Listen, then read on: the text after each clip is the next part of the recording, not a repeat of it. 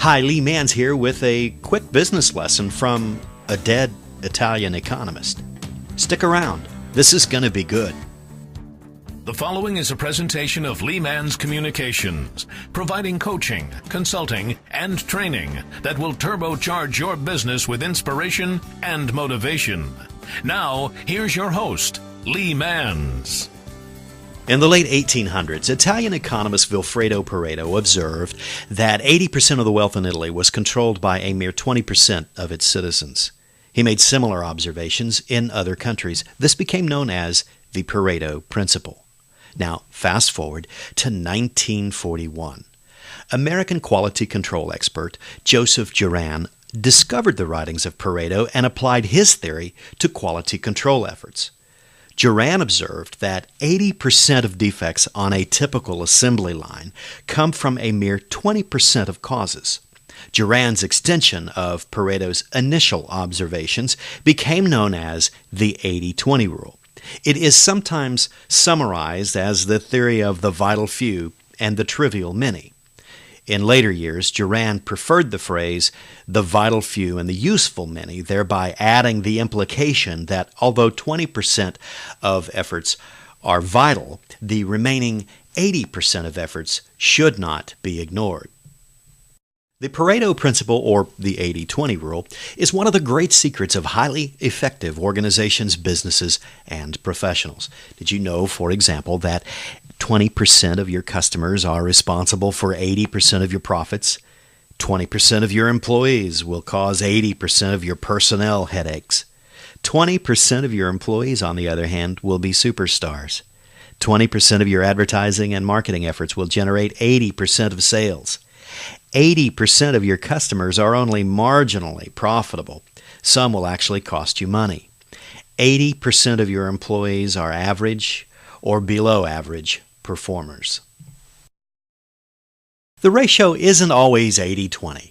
Sometimes it's 95-5 or greater or less. The point is there's a built-in imbalance between inputs and outputs.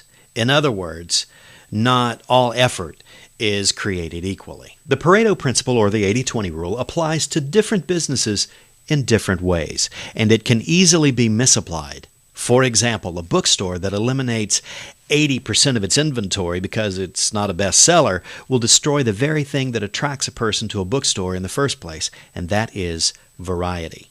It's also important that you recognize that sometimes individuals or products move from the less profitable category into the more profitable category.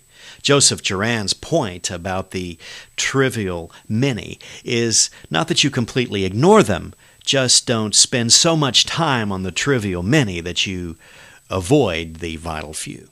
The best thing you can do for your business is to identify your most profitable customers and treat them like gold.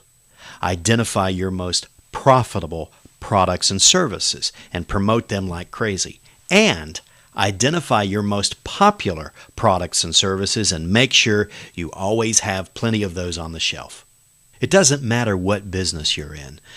The majority of your favorable results are going to stem from a minority of your efforts. The trick is identifying high payoff activities and high payoff products and high payoff customers and focus intently on them. Your success depends on it. From time to time, I do free webinars on different business topics. If you'd like to be included in one of those invitation-only free events, go to my website, click on Mailing List, give me your name, your email address, and some basic information about you so I can make sure to include information that's relevant to your situation. That's it for now. Thank you. I'll see you again next time. This has been a presentation of Lee Manns Communications. For more information about other programs and services, visit our website at www.leemanns.com. That's LEEMANNS.com.